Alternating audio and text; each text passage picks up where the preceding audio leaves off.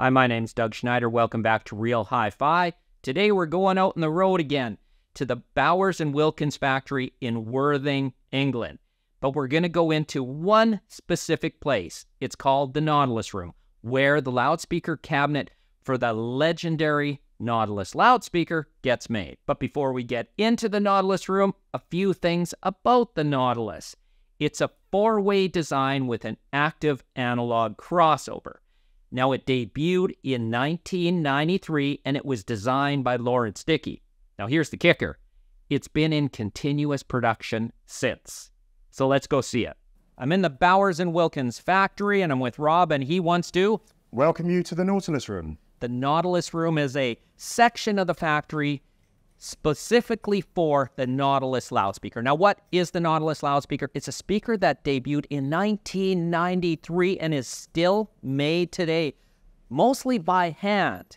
And the enclosure is this unique curled shape that's made, what is it made out of? It's made of what we call GRP. It's fiberglass, glass reinforced plastic.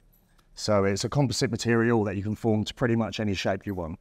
And you and a gentleman named Alfie That's correct. are the two who make this enclosure. Can Yes. you describe this enclosure? Because there's a large dark gray black mold, right? Yes, yeah, it's a big GRP mold. The actual mold itself is made from fiberglass, and it comes in three main sections. So you've got two halves and a front. Right. So what we do is we laminate the GRP on top of these molds and then assemble them together.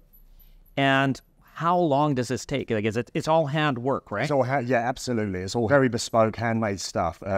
It takes us Monday to Friday to make one shell. Just one shell. Just one shell. And you need a pair. And we need a pair. So this is a very limited quantity run. Absolutely. And how long have you been working here?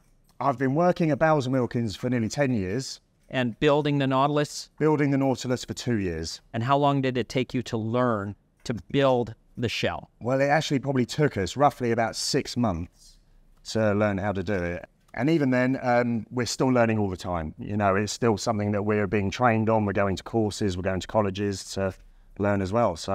And so it's all, and I'm watching Alfie as we're filming this, handwork. He's rubbing something. What is that process? Yes, that's called consolidation rolling. Okay. So what he's doing, he's taking two bits of fiberglass, essentially, two what we call chop strand mats, putting them together with soaked resin, and then he's consolidating the layers together to make one surface.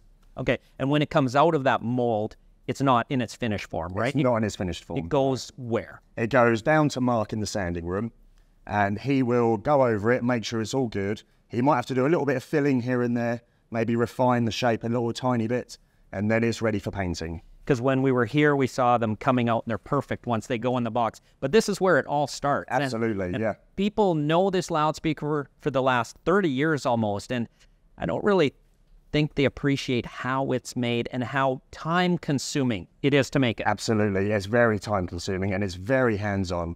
You know, Alfie's working, covered in resin, it's very, very sticky, it's very smelly.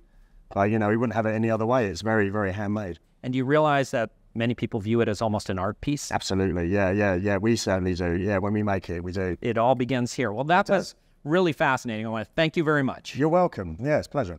So I hope you found that interesting and informative. And I encourage you, if you're an enthusiast, go find a pair of Nautilus loudspeakers and listen to them. And if you're the owner of a pair of Nautilus loudspeakers, you're fortunate. You've got a great sounding, iconic loudspeaker that's also an art piece. Thank you for watching.